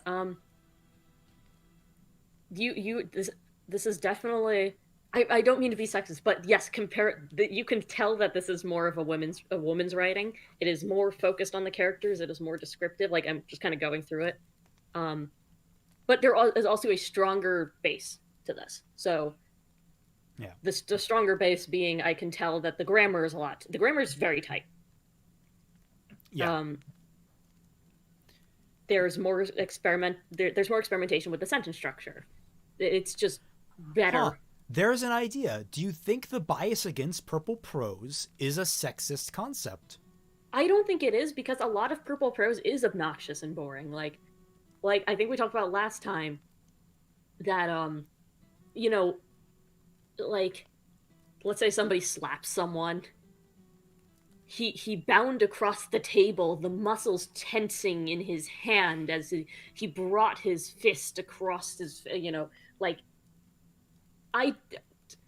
let's relax. Yeah. Sometimes it's a matter of let's relax. Like even in this first sentence, like there is it's a bit much. Where it's like she woke with a yawn, stretching and arching her back. She sat up the other okay, that's better, but like Yang engaged her hair with a sturdy brush.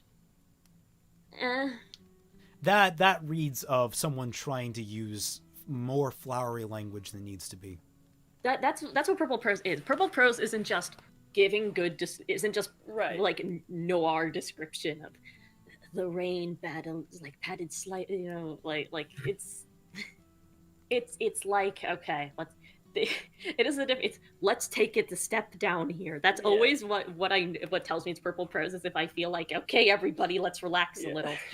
Yeah, like I don't need like 3 lines describing how beautiful the sunset is, though my grandfather will tell you otherwise. My name is Tiffany Darkness Dementia Ravenway. Today I am wearing once you start getting to that territory. But let's see. Let's workshop this a little bit. Ruby woke with a yawn, stretching and arching her back. She sat up. The other girls in her dorm also getting up one by one. Okay. Instead, describing Ruby woke with a yawn, stretching and arching her back. As her teammates woke around her, as her teammates stirred around her. That's probably better. One by one, I do kind of like the one by one being somewhere in there, but I don't know where this slotted in. Like, she sat up. The other girls in her dorm also getting up. That's long. Just say like one by one, the girls rose. Yeah. Well, like I said, I just condensed that down into like stretching her back as the rest of her team began to stir. Yeah. Yeah. And she had good morning team she greeted. I would have gone like, one by one they greeted her in turn, but maybe that would seem too mechanical, I think. Weiss was already dressing. That's kind of awkward. So I think Weiss got dressed. Yeah, I would say Weiss is already halfway dressed. I would say like describe at what state she is in her dressing. Like Weiss is already halfway dressed, and Yang was. We don't use dressing as a verb anymore, like in regular English language. Yeah, not as much. It's rarer, certainly. Yeah. While Yang engaged her hair with a sturdy brush. Now here's an issue. Typically, whoever you lead off with, the first noun in a sentence, in a paragraph, denotes who's going to be speaking if you do use speech in that paragraph. You can have it where it's quickly followed up with, it's someone observing that person and then that person making commentary. But typically keep in mind, when you start off a paragraph with a noun, with a proper noun, with someone, they're going to be the one speaking in that paragraph. You got to be very careful with that. So the way I would have had that,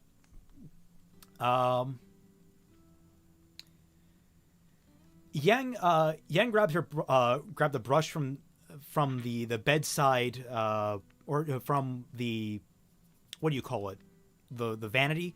Yang grabbed her brush from the vanity, where Weiss was already halfway dressed. She turned, and then she says, "Good morning, Ruby." Then the good morning, Ruby. Yang answered. I still feel like maybe it's still a little too messy to keep Weiss in there. I feel like By the maybe way, I we should think this is separate gonna it be out. the last fanfic before. What? Because 6:30. Oh, right, Ooh. shit. Sarah's hungry. I'm very hungry. I'm sorry. I Last thing ate was relate. the burrito at 11. Okay. And we could always save ones for next week. Yeah, no, I assumed we're gonna be doing this every week for a while. Yeah, yeah. Because I actually I really enjoy this. This is fun stuff. It's fun because it really is fun because there's like the ones where it's super obvious what's wrong, but I actually really enjoy stuff like this where it's beyond kind of my writer's eye, but it's definitely in yours. Yeah. And it's fun to talk about this stuff. Oh, it's exciting. And I love hearing because you have insights that I don't really pick up on sometimes, because the way I put it, I use charisma for everything. I just feel my way through things and just hope I'm doing the best I can. And I kind of use a little bit of wisdom to kind of smooth it over. You seem to have a much more attuned wisdom intelligence sense to writing compared to me, which is kind of a weird way to describe it.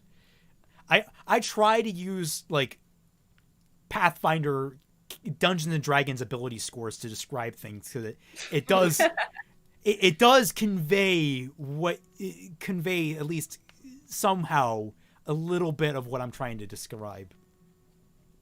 But this is When There's Trouble by RX Writer, which is Rick's Arts. Yeah. It was always the dogs. The place My was cutout time for dinner. What? Oh, did I cut out? Yeah, you did. What were you saying? Oh, I was just going into this. When There's Trouble by Rick's Arts, which is RX Writer. Oh, can we do Rick's first thing next week? Oh, sure, yeah, we can do that next week instead. Sorry, Rick's hungry. Arts. We'll come back to this Hungry. one. We hungry. Yeah, I'll cut this, and I will pin it so we don't forget. Oh, Guys, we love this. Send us your work. We want to help you get better. Everybody can write something. yes, Everybody can write something. exactly. Also, did I pin the? What, direct messages don't have... Wait, this direct message doesn't have any pin. I literally just pinned one. Sarah's getting antsy. I'm sorry. there we go. I'm sorry. Also, oh yeah, crap. We had like more questions by Adam Ogabi, the cover. Yeah, we could do that next week too. Sorry, Adam. Yep, and I'll pin this. Sorry. So yes, It seems like it's good timing for everyone. yeah, I'm starving. All right. Thank you all so much for joining us. I hope you enjoyed this little stream. I had a blast. I hope you two had a blast. Sarah, I hope you had a good experience on Yes, here. thank you. Yes, remember, if you ever want to chat with us, you can hit me up on Twitter. If you want, for $1 or more, you get access to the Team Frostbite Discord server, the Tundra, where I, Fat Man, Mollie, and a whole other host of big personalities interact with you guys regularly. I feel weird being called a big personality. I just bother people. Big personality, small package.